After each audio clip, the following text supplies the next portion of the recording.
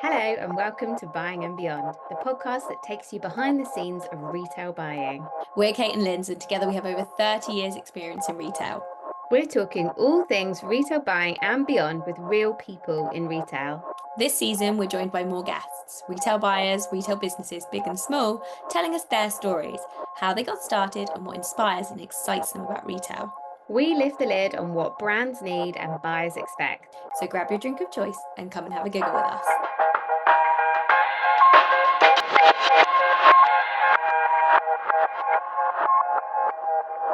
So today we are really excited to have with us the design team behind a brand new outdoor furniture accessories brand called the Outdoor Edit.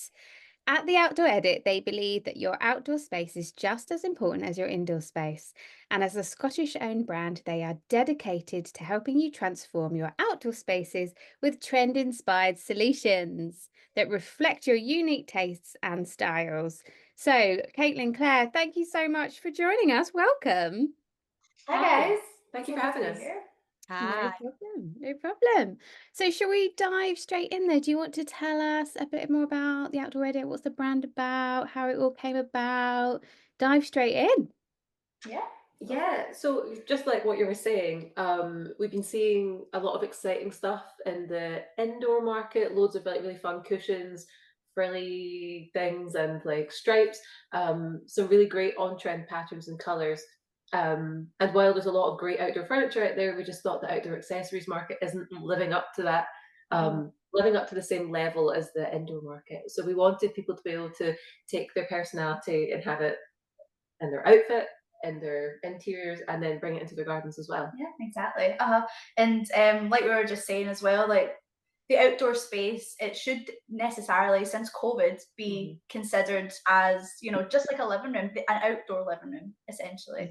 And we're just kind of filling that gap that we haven't really seen in a lot of big retailers.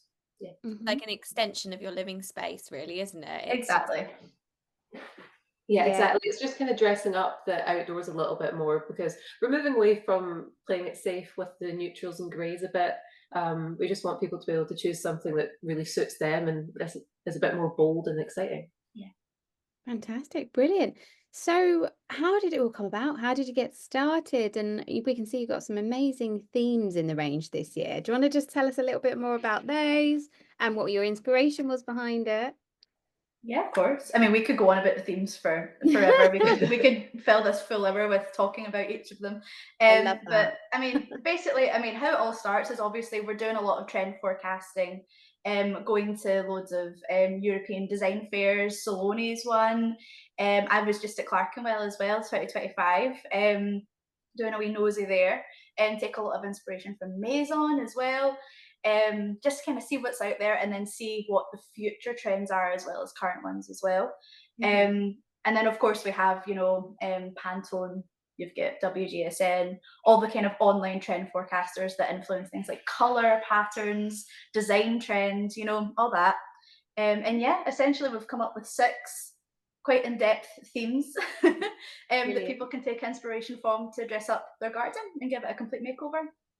Yeah, we really want to make sure there's something for everyone. So there's a mix of more subtle, neutral palettes that are a bit soothing, and then some really bold, exciting palettes that kind of give you that kind of really warm summer feel. We kind of look at things like Fashion Week as well. So we've kind of seen that the Fashion Week color palettes that come out from Milan, Paris, and things then start to trickle into interiors and then eventually into outdoor. So we're bringing that forward a little bit and bringing outdoor a bit more into line with the indoor, because we found in the UK it tended to be a little bit later. We'll just dive into it. Yeah. The themes. Okay, starting off, probably the boldest and most bright one, the one that we've actually been receiving quite a lot of attention on, is Moments of Joy. Because of that huge bright pop of pink colour. A brilliant trend colour that I think we're going to be seeing a lot more, particularly in 26 as well. Mostly, I would say this trend was influenced by a trend that was forecasted by WGSN called kidults. It's very Gen Z led, and essentially it's more about embracing your own inner child which is quite sweet. And they've quoted something called glimmers, which is essentially defined as a small moment of joy. So Mhm. that's where that inspiration's come from. Loads of geometric patterns, loads of brightness, boldness. It's great. That parasol is brilliant as well. And that That's a really interesting trend to tap into. Did you say it was called kidult?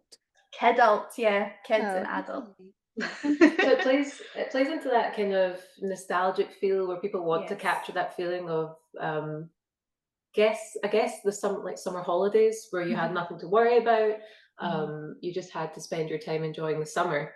Yeah. So we've gone with really like neon brights. They really like punch you in the face. They're very bold, Mm. exciting, and there's something really different. We don't see much of that really punchy bright stuff in the market, unless you're looking at kind of the cheaper, lower quality products. So if you want something that's a bit more premium and it'll last you all summer Yeah. and that'll actually fit within a color scheme that you want to have in your garden, that's not just random colors everywhere. Yeah. It's actually something considered, but it's still playful and fun.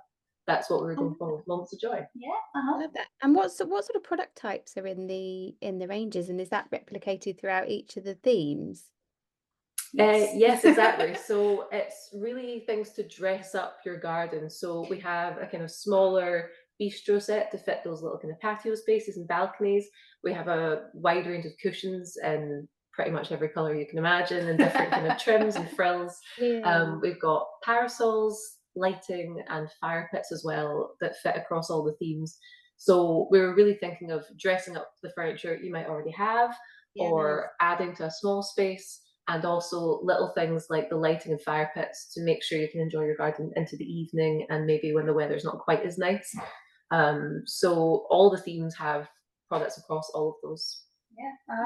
I mean, for us, it's really important to keep it versatile Mm. because a lot of people, they might just have like a small little balcony and not really have anything to do with it. They might just use it on the off chance, but it's not really a space that you can, sit and like read a good book in, etc., or like really feel like it's your own space. So Mhm. having products that allow you to inject your own personality, like you were saying earlier, Yeah. into whatever outdoor space you have, tying back Yeah. into having an outdoor living room, somewhere that you can feel relaxed and at ease in, is what this brand was all about, Yeah. essentially. That's lovely how accessible you've Mhm. made that. Yeah. 'Cause you're saying like you don't have to have a large garden, and so often you see these like country and home magazines, and you just see all these inspiration pictures of huge, huge gardens. And you just think, oh, maybe one day, and maybe they think I need to splash out on all those different products and colors, but actually you're making it much easier for anybody to access that, and for anybody to add, like as you say, a bit of personality into maybe a small space. Yeah, Yeah. we're lowering that entry point essentially. And honestly, I mean, when you do achieve that dream one day, you can just move everything over to this lovely big garden as well because it works both ways. Yeah, definitely. And I think kind of the versatility and accessibility and customizability, I guess, if Mm. you're going to use a bunch of words, um, they're the kind of starting points for it for us. We really wanted it to be no matter what situation you're in, you can add a little something, even if you've got a lower end of the budget. You've maybe got a kind of older set. Maybe this year you can't replace it, but you could add a few cushions to it just to give it a little bit of a refresh for the summer. Love that. Absolutely So love the that. first one was kidult. What's the next one? Yes. Uh-huh. Well, actually, quite similar to Moments of Joy, we went with another kind of pop of color going into playful nostalgia. And I would say this kind of goes hand in hand with that idea of reminiscing on, hot summer days during the school holidays.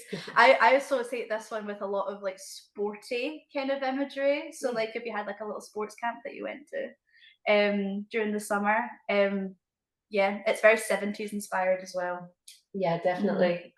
If you're thinking of, in fashion at least, the rise of kind of tennis core the last few years, it's quite nostalgic and they use a lot of color schemes that are kind of like old school sports team colors, things like that. So that did come into play with it as well as kind of revisit of some old Scandi designs. Yes. So we were quite inspired by IKEA revisiting their back catalogue from the 70s they released a lot of their old chairs that have a lot of that really punchy, strong green, oranges. They really, really go for bright colours that work together. And it's 70s but new. Yeah. Yeah. That's the idea. That IKEA exhibition was amazing, wasn't it? Absolutely incredible to see all those archived pieces, and also how apt this is for Wimbledon coming up as well. Exactly. Yeah, I love it. And the green and the white is obviously a big part of all of that. And then the orange comes into play. You've got the kind of clay courts as well. Exactly. So we've covered all bases there.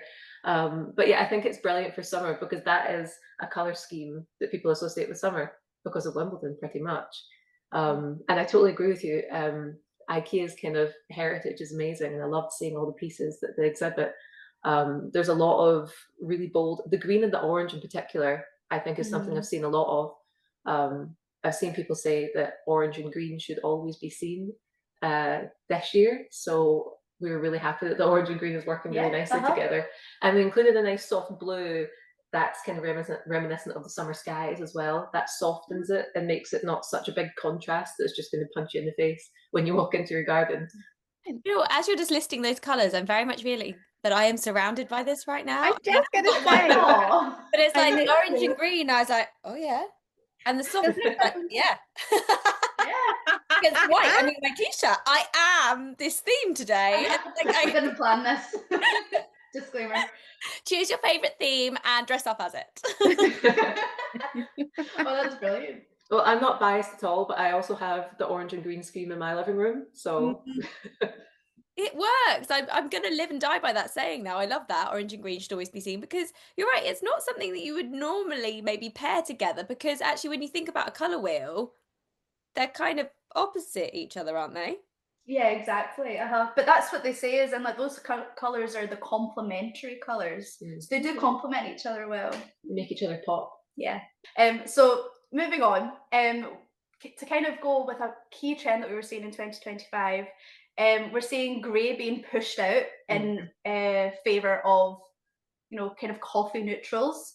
Of course, we've got Pantone Colour of the Year, Mocha Mousse, which is a kind of lovely mid-tone brown colour, kind of muted. It's kind of like understated luxury almost, and that's exactly what the Coffee Naturals theme is all about. It's all about embracing subtlety, kind of got a little Mediterranean vibe to it. It's lovely. Yeah. The inspiration was kind of sitting in a wee Italian cafe, having a wee espresso, the sun is out, and it's such a beautiful range of kind of browns and creams, and it's soft, but it makes you feel like you're on holiday. Yeah. It's like a quiet sophistication. Definitely.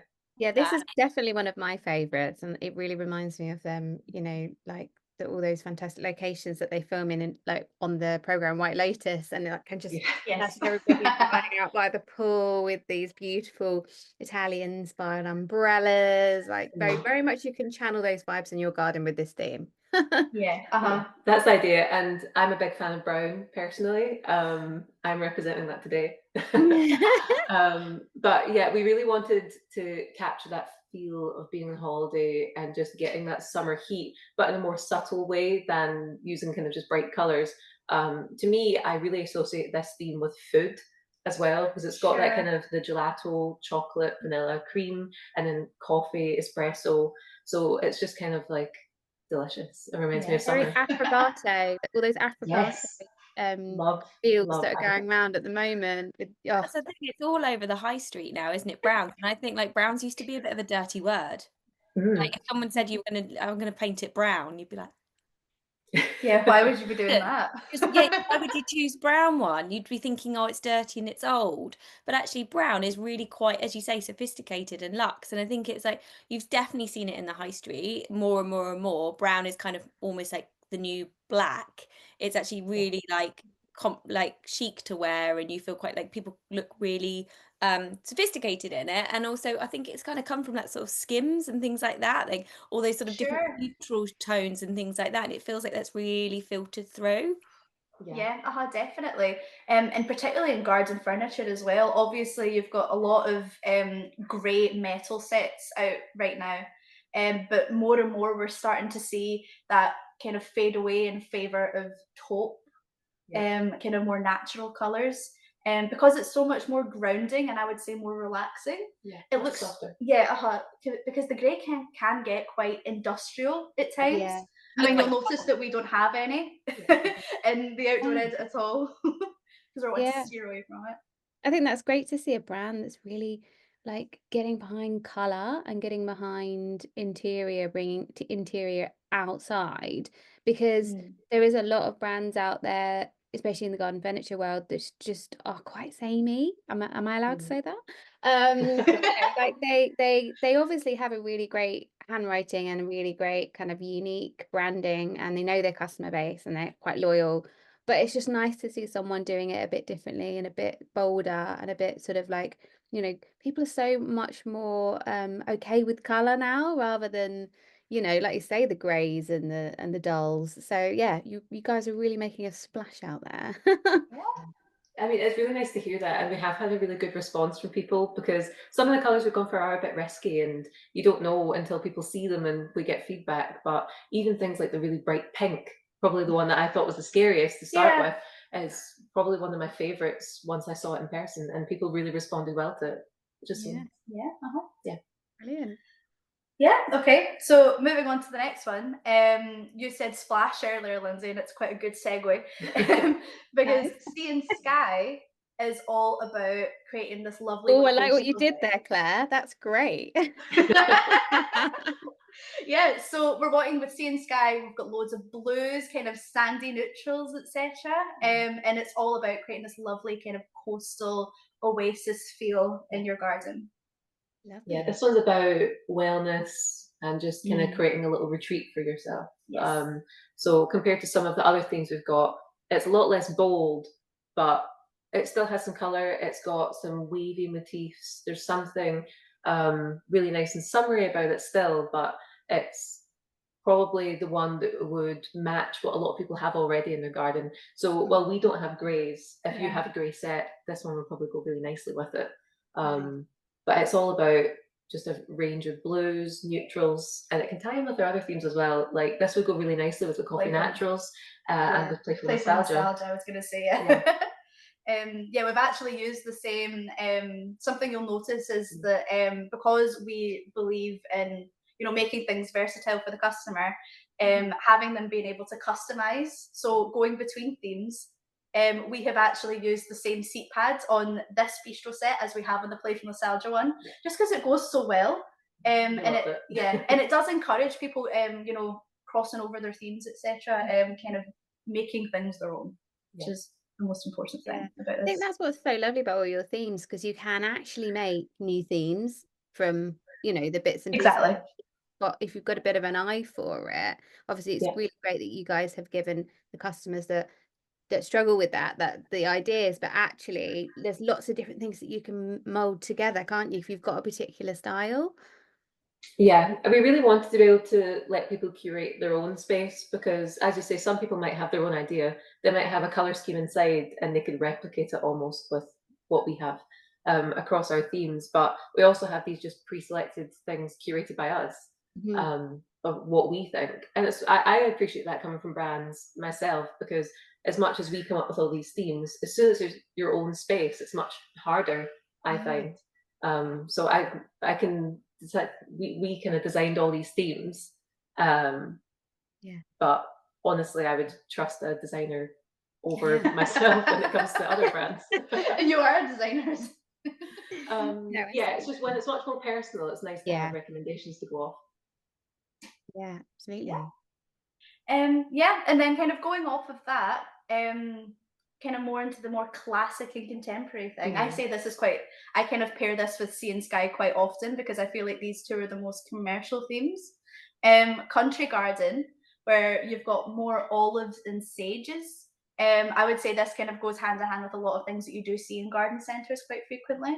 And we're thinking lovely, if you want to go in the imagery route, kind of heather meadows, this lovely little garden sanctuary. I can just imagine people just sipping a little tea, reading a nice wee book, and a lovely little kind of like fairy garden nook in this kind of theme. Yeah. This one's all kind of greens, soft lilacs, vanilla colours. It is a bit more neutral in a way, but I wouldn't consider it boring because I feel Yes. like that sage green and olive green has been so massive. It's kind of become a new core color in itself. And I just think it works pretty well in any space, but particularly this one would appeal to people who like the kind of cottagecore vibe. Yes. Yeah, Or lovely. farmhouse aesthetic as Mm. well.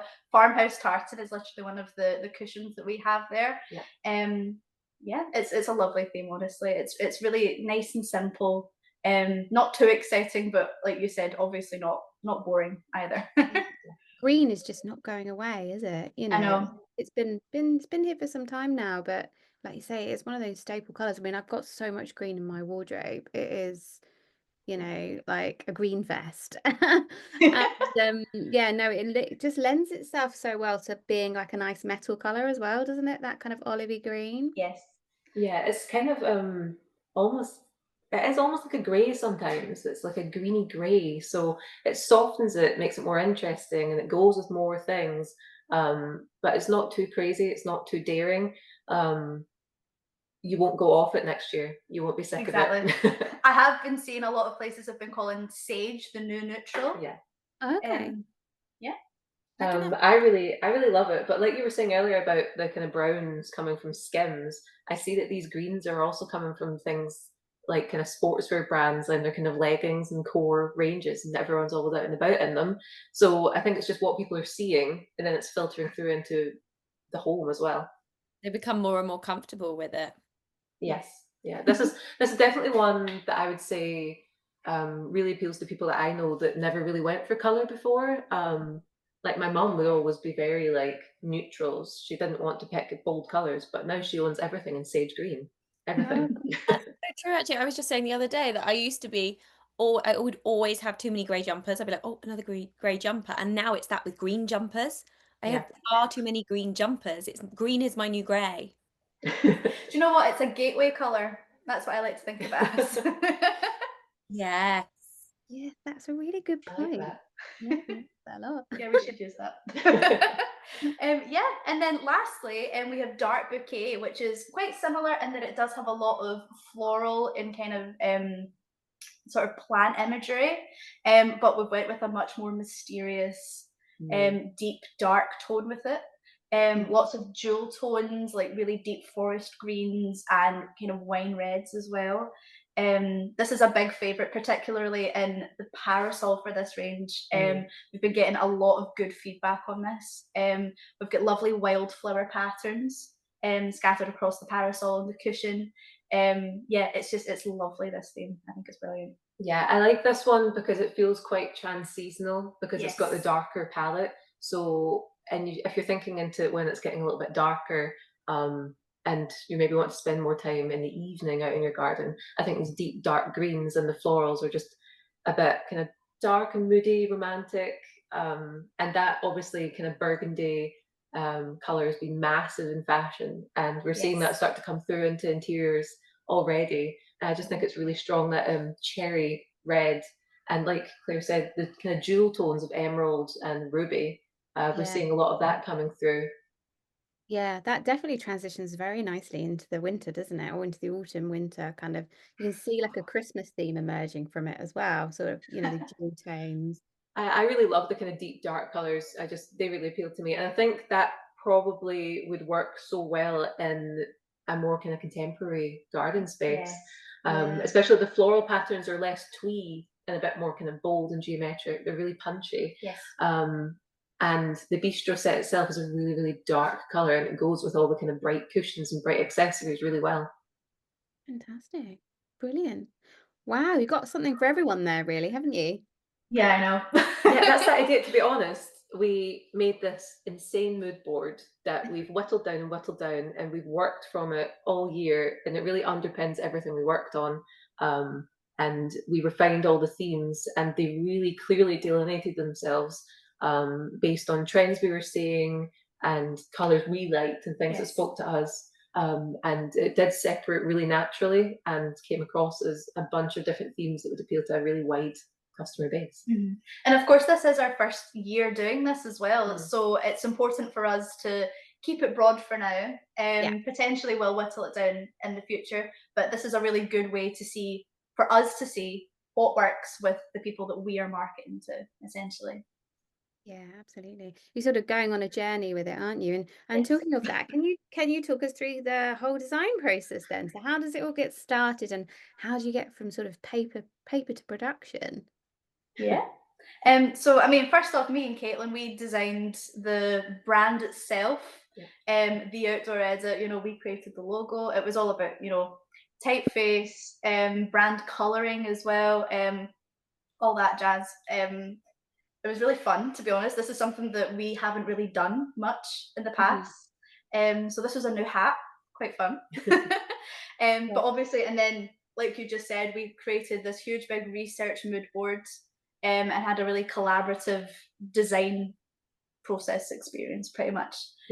So starting from, like I said, we attend like loads of design shows, starting from our qualitative research and quantitative, and gathering that all into one place that we can just derive all of our information from. Yeah.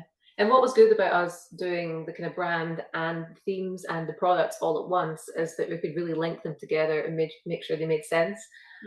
So the branding linked with the products, linked with themes, and then we built the kind of website from there, how we wanted that to look and everything. So everything is fitting into the design that we wanted and the market that we wanted to kind of go for. So we designed the branding based on how the products would end up looking. So that it would all make sense. Yes.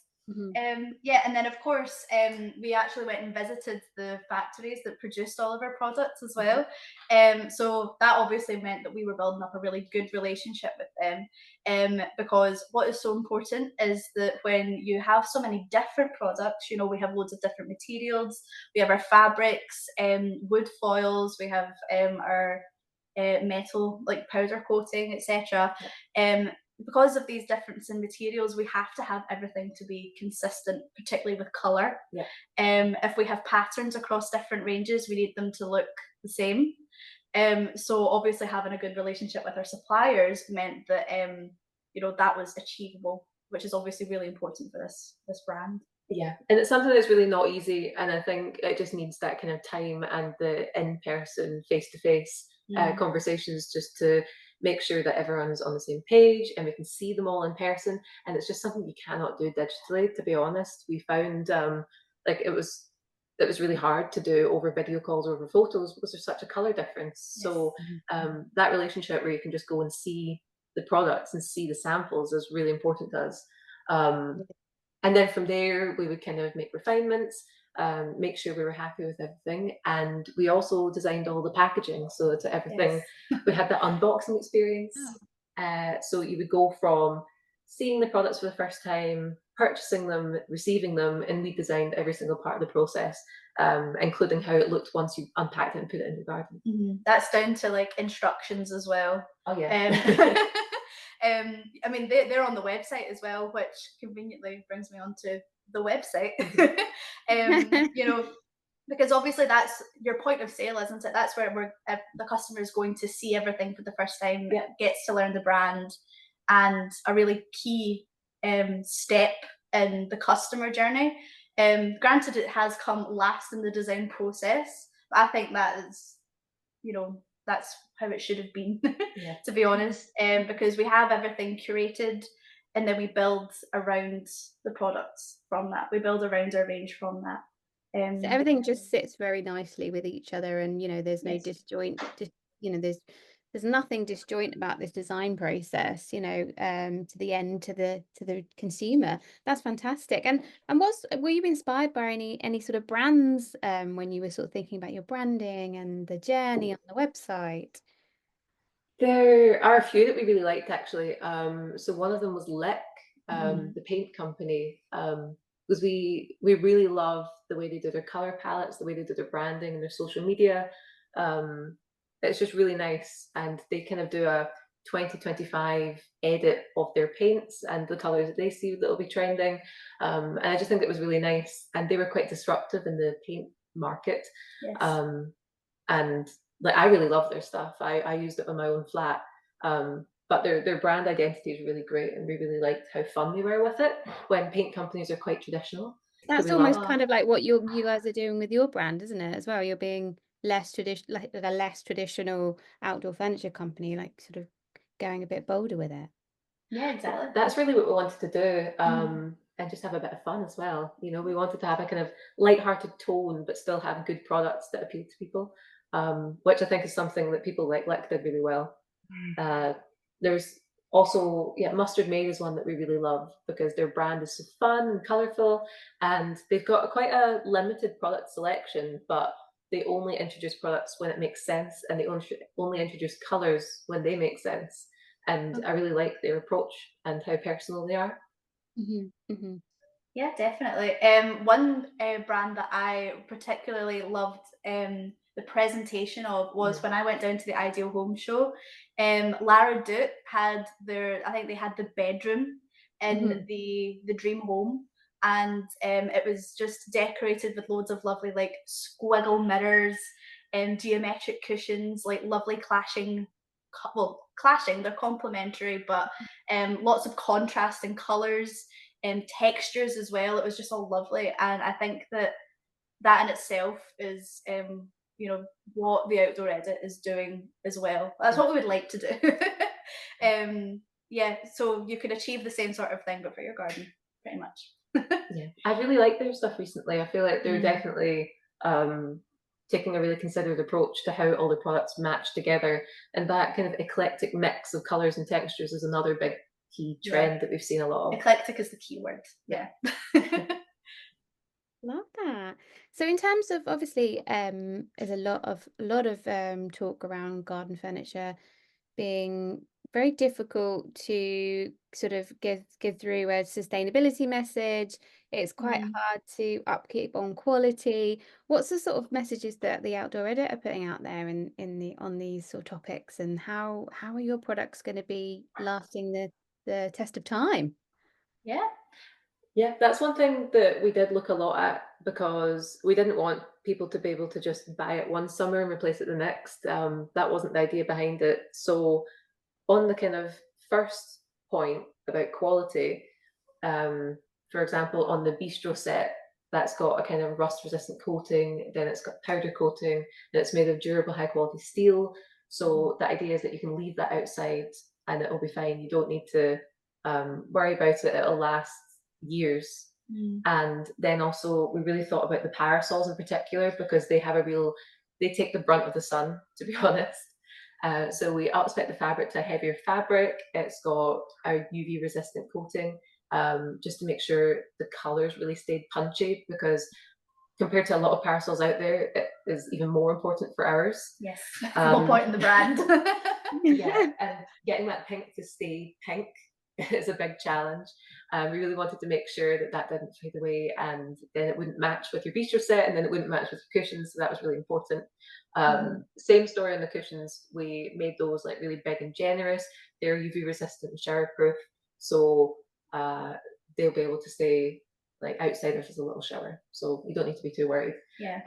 So little things like that we thought about. And then even the lighting is dirt and water resistant, so you can have that outside and not need to worry if there's a wee shower. And to be honest, that does play into sustainability for us as well, because if you're not having to replace it, like the thing is, the most sustainable item is the one you have. I mean, it's all about longevity, isn't it? Obviously it's been like 5 years since COVID, and now people are starting to think about replacing what they have, but at the same time we want to have products that potentially last even longer than that. So things about quality in terms of performance was quite a big one. You'd mentioned the lighting. If kept on a dim light, that mushroom light that we do will work up to 72 hours. But mostly with traditional use, I would say the lights are 8 hours. It could be used all night. The fire pit as well. That's a huge one for sustainability. It doesn't use any sort of gas, etc. It is solely powered by lighting wood pellets. So yeah, and it's a smokeless fire pit as well, so you shouldn't be annoying anyone, things like that. But yeah, one of the things that we also thought about a lot was the kind of quality of the design across everything. Yes. We talked earlier about getting the colour consistent, making sure that when everything arrived, it all worked together. So that was something that was really important, that everyone, the customer was really happy once they received the product. And the things that you feel is curated to you, the things you feel close to, are the things that you keep. We wanted to get that kind of sentiment in it as well. And then in things like the packaging, to protect the bistro sets in particular, because they're probably one of the heaviest things that we have, we've eradicated the use of polystyrene in the boxes. It's all just cardboard protection in there, and we've taken steps to remove plastic where possible. There's it's all cardboard packaging. We don't have any kind of plastic packaging on most of the products. We will say there's some where it's impossible to eliminate it right now, but that's something we're really looking at for 26. Yes. And we have been saying that progress is better than perfect. That's one of our kind of mottos going forward. Perfection is what we'd like to strive for, but we're year one and we want to take steps towards it for year two. Yeah, because you obviously still have to think about, you know, the journey of the product from your warehouse to the customer, protecting it, all that kind of stuff. So that's really important as well, isn't it? Because, you know, if a product arrives damaged, then it's just going to get thrown away. So it's just all, like, thinking about all those different processes. I think it's very difficult in the product type that you're carrying. You know, it's, yeah, I love that saying though. I think that's really important, and a lot of businesses should take that on, you know, rather than being afraid. Small steps. Let's just take some small steps to try and improve things. I think it can make a massive difference as well when you're talking about kind of shipping products. Even those small little changes can make a massive impact. And it's not something to kind of sneeze at. It's better to make that change than just say, oh, well, we can't do everything perfectly, let's cancel the whole thing. We found that really important. And like you say, it's finding that balance of making the products like accessible, affordable, while still taking steps to make them more sustainable. So it's a balancing point, because we do need to make sure they're protected, like you say, but we also want to eliminate as much as we can. And as of recently, I mean, I know that this is a huge rising trend right now, is that customers and, you know what, the public in general, to be honest, are really striving for underdogs right now. So people love a good backstory or progress story. And as we grow as a business and as we start to make these changes, I feel like people would love to follow along with that. It's a real like success story, hopefully. And yeah, so like if, for example, we were you know, upgrading packaging, etc. Seeing those small changes, I'm sure would you know, make a lot of people really happy, to be honest. That's something I really appreciate about Mustard Made, actually, because they're very honest in their approach. That there's still some plastic in their packaging, but they're taking steps to change it and make it better. And I do like seeing the updates and reading about them. So I do agree with what you're saying, that a lot of people are happier supporting a range of smaller brands rather than just buying everything from one big brand in a lot of cases. Yeah, exactly. No, that's fantastic. So, do you want to tell us about some of the successes that you've been having this season? Like, what kind of coverage have you been getting out there? Obviously, you're making some bold statements. So, what's been going on? I mean, I'll let you talk about the press event, since you were the one that attended. Yeah, so I'd say one of our biggest things really early on, this was back in February, we went to the garden press event, and it's something that we kind of started this whole process later last year in about October. So the press event in February was a real goal, a real challenge for us. We wanted to get everything ready to show people to launch this summer, and the garden press event was really the first event of the season that we had the opportunity to do that. And it was the first time that we got real feedback from people. It was amazing. So validating. People responded so well. They were really excited to see the products. They came and actually got their hands on it, got a feel for it. And there were a lot of kind of journalists present, a lot of influencers present. And it was really nice. We made some great contacts. And to be honest, a lot of the kind of leads that we got from that were really beneficial. And it gave us a bit of like a kickstart. I really enjoyed it. And Claire later in the year went to the Ideal Home Show because some of her products were featured down at Olympia, and that all stemmed from that garden press event because we met people from the Ideal Home Show there. Yeah, exactly. So it was a little collaboration that we did with Lynn Lambourne. She was the one that you guys had met at the press event, and she was doing up the dream garden that was in the dream home at the Ideal Home Show. Lots of words there that are similar. And essentially we had it was the playful nostalgia theme mostly that was there. So that lovely striped parasol with the sort of the frilly frim on it was kind of littered about. There was a huge big bright pink pickleball court that it contrasted with really nicely. So we actually saw quite a few pictures of it there. And because of this as well, you had a lot of press coverage, people going around just kind of showing off what this dream home was. So our products did end up on This Morning, sort of in the background, which was really nice to see. We had a lot of friends and family. I know lots of friends and family were kind of watching at this point, so we were getting messages like, "Is that not your stuff?" Oh, great! So yeah, it was really sweet. I obviously went down and got to see it, so I got talking to a couple people about it, and people seemed really interested. Yeah, it was quite fun, to be honest. I really it was a lovely thing to be a part of as well, because you had so many big names. You had like Sophology, I know that we're doing quite a lot of the soft accessories. Lara Doot, like I mentioned, loads of other people as well, and just to get to be a part of that was really cool. It's so nice to see how nice you sit with all those brands as well. You know, it sort of feels really complimentary. It was really validating, to be fair, because obviously we're kind of designing it all, looking to kind of make sure that it's what will appeal to people next summer, which is something quite hard, and it's hard to know whether it'll work until that next summer arrives, and then you see stripes everywhere and you see green and pink everywhere. So the green and pink was so strong this year, which I loved. I thought it was really, really powerful. They kind of based their green and pink themed Ideal Home Show on Beverly Hills Hotel vibe, and it was really, really nice and really summery. I loved it. Oh, brilliant. So lovely. And then this weekend past actually as well, we had a little not quite stand, but we dressed up the speakers tent at the Scone Palace Garden Fair. We had some of our team go up and see that, and it was it was quite sunny actually, from the footage, to be honest. It hasn't been down here, but no, it looked lovely, honestly. We've got a little bit of coverage from that as well. That was really fun. And of course we've had quite a lot of competitions as well. We had a couple of really great competitions, and we were giving away a couple of our themed packages, and we had an amazing response from that, which was really exciting to see.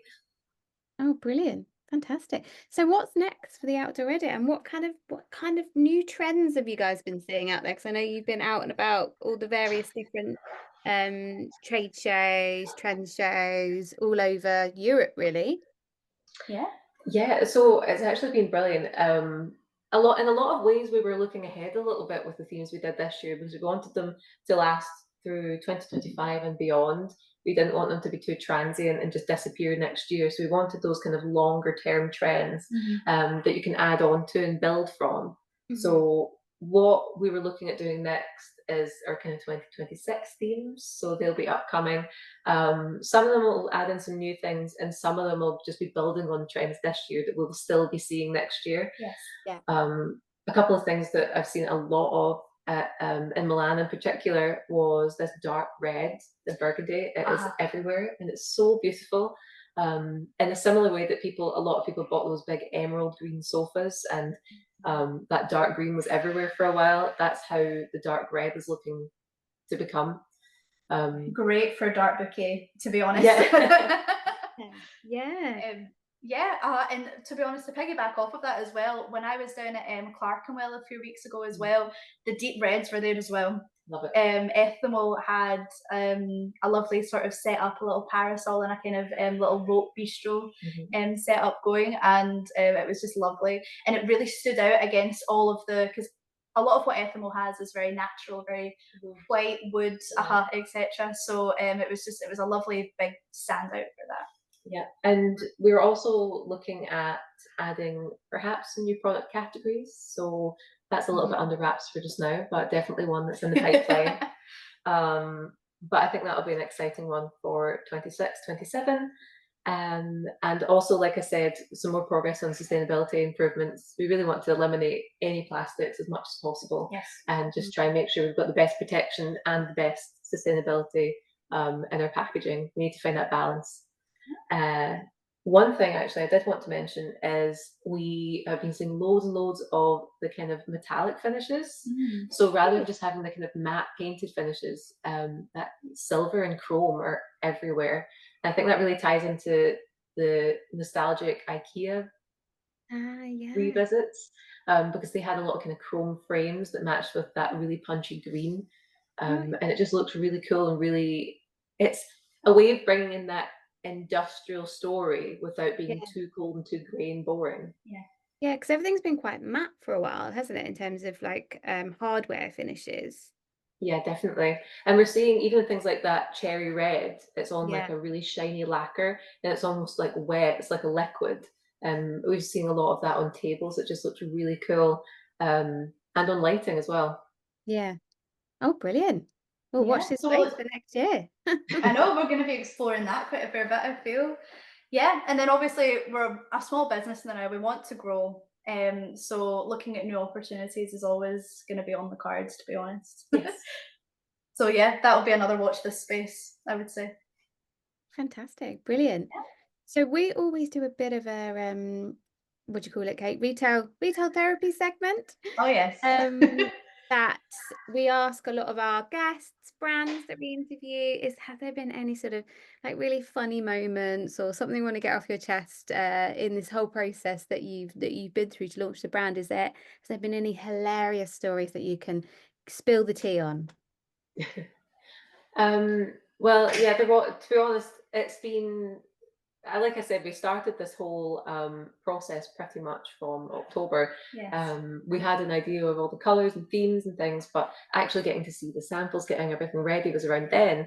So, of course, to launch this year, we had to do an outdoor photo shoot in beautiful sunshine, which in Scotland at that time of year is quite difficult. So we did an outdoor photo shoot in January in Edinburgh and Glasgow. Yes. And to be honest, it didn't even get light until at least 9:30 in the morning. Yeah. And then it was already getting dark by 4 p.m. So the window to do this photo shoot was tiny. And then when we turned up, it was all frosty. Like all the trees were white and the grass was white. So we had to chase, as the sun moved and melted the frost, we had to chase the sun around and have people drying off the blades of grass and wiping frost off the blades of grass. We had a moment where it rained as well. Yes. That was fun. So we had to collect everything, bring it inside, and chill for like half an hour until it finished, and then obviously go back out with whatever equipment that we had to dry off patio space. So it was quite meticulous, to be honest. But to be honest, I think we did a brilliant job with it. I don't think you would be able to tell. Yeah, in the background of some of those sunny shots are people with bath sheets drying the ground. It's funny, you don't really think about like what goes on behind the scenes of like commercial photographs, to be honest, or product photos. You don't really think about it as such. But I can tell you like exactly what I would have been doing behind every single picture. I can just imagine you standing there with a hairdryer, like trying to melt snow or something. It was close to that. It was close to that. And then we had to try and identify like, oh, those plants are looking a bit wintry. We can't take the photo there. And then we just had to wait for any little ray of sun to get a lovely kind of summer shot. And we were so lucky for a January in Edinburgh that we could actually keep a parasol standing up. Oh yeah, because it was fairly windy as well. Yeah, oh my goodness. So battling Scottish weather. Yeah. Sometimes you can get some really lovely days in the like later into the year and really early in the year. It's actually quite hard as an outdoor business to keep up with the seasons these days because they're so different, aren't they? Yeah, and you know, right now we're at the start of June and we could not do a photo shoot now because the weather's the weather's miserable. I know. So We I were think we talking actually about this did the other better. day. I know, it was brilliant in May. It was so sunny and lovely in May. I don't know where it went. Well, hopefully it's still to play for. I'm pretty sure. I mean, summer lasts till end of October these days? So we still I know, got we might get lucky. We might get a little Indian summer for our next photo shoot for 26. yeah, fingers crossed. Brilliant. Well, thanks so much for coming on, guys. I think it's been really we've all been hanging off every word that you've been saying. It's so nice to hear about how, much work goes into your brand, thinking about those themes, thinking about the trends, like really thinking about how people are living. What an amazing start. And I'm sure lots of our listeners will be following your journey, and they can check out all of your products on your website, which we will put in the show notes. Yeah. Thank you. I know, thank you so much. It's been lovely speaking to you both. Brilliant. Thank you so much. Speak to you soon. Thank you. Thank you. Bye. Bye. If you're a product-based business, whether it's home or accessories, plant pots or jewellery, or any other product for that matter, as we have experience in over 35 product categories, then you might be interested to know that we have created a retail-ready bootcamp just for you. Are you ready to land in retail stores, scale with confidence, or finally understand what buyers really want? We've created a 6-week intensive program built for businesses and brands like yours, designed by us, 2 former head of buyings with over 30 years of combined experience in retail. Each week, we'll run a live 1-hour session covering everything you need to become retail ready. We'll cover topics such as how to refine your offer to meet buyers' expectations, nailing your pricing for profit, finding the right stockists, building your go-to-market and trade strategy, leveraging relationships to grow, and how to manage orders, stock, and retail partnerships like a pro, and so much more. You'll also get a one-to-one session with us for tailored brand feedback, our retail readiness toolkit to take away with you, and access to a WhatsApp group for community, collaboration, and accountability. We don't just teach, we open up the floor each session for honest, collaborative discussions with other ambitious businesses. So if you're tired of guessing what buyers want, this is the time to find out. Head to www.buyingandbeyond.co.uk/bootcamp to join. See you there.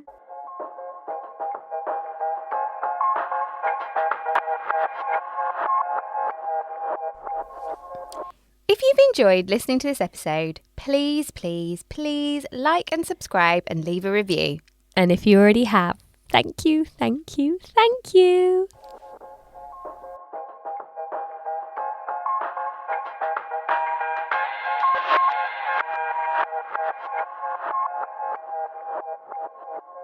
We all need a bit of retail therapy, and this is the perfect time for you to offload about that super cringeworthy story.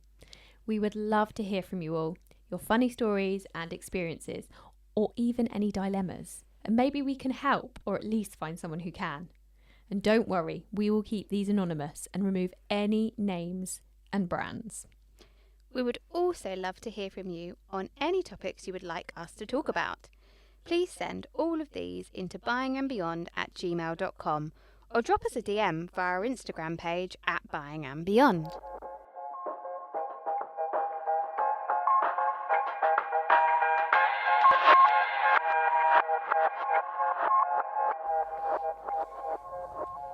Kate, are you a drama queen? No, Drama just makes things interesting. that's true. All these thoughts and opinions are our own and based on our own experiences working for a wide variety of retailers. These are all in the hope to entertain and educate, and not to reflect negatively on any place we currently or have previously worked.